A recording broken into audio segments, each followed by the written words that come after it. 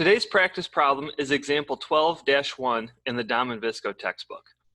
And it asks you to develop a modeling approach that will characterize the following experimental data for the methanol and dimethyl carbonate system at 428 degrees, 0.15 Kelvin. The data is tabulated below. This is taken directly from the textbook. And I've went through and I've plotted just to see what the data looks like.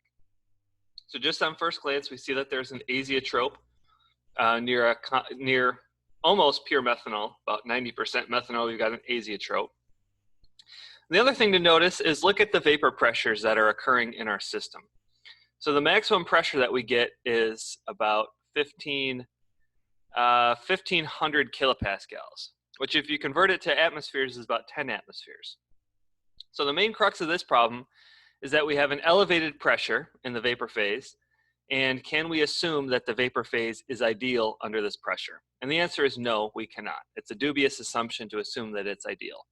So we're going to need another modeling approach beyond the modified Raoult's law approach.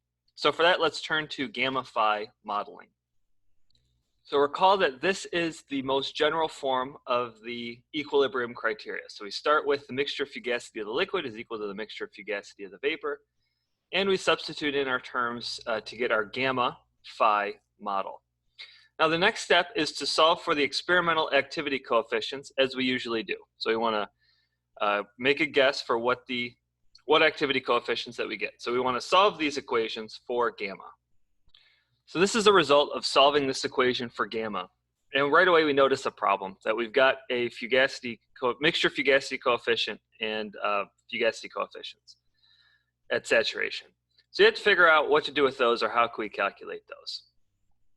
Note that if this ratio is 1, so I'm going to show how you would calculate these.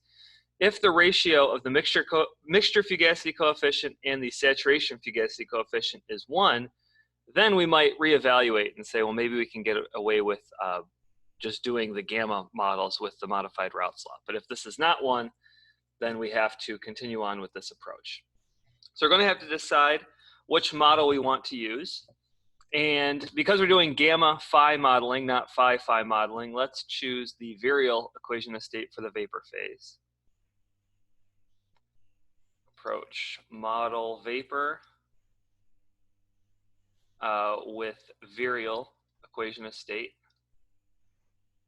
and we will model liquid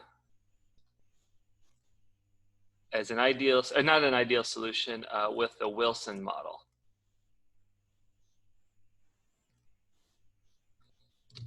Okay, so let's go ahead and get started with that. In order to calculate what these fugacity coefficients are, we're going to need the Virial equation of state expressions for the fugacity coefficients. All right, so I've pulled from the notes. These are the expressions for the mixture fugacity coefficients with the Virial equation of state. So this is from Monday's class, I think class number 21. All right, and it's got these B'11, B'12, B'22, and so forth. I also have gotten these equations from the literature. These are how you calculate what the Virial coefficients are just in general, right? So these are the Virial coefficients for the pure components. We're going to want to calculate B' for each component, and then we'll calculate B'12 by taking the geometric mean of those two. All right, so what I want to do is I need to look up some data now. I need to look up the critical temperature, critical pressure, and the acentric factor for both methanol and dimethyl carbonate.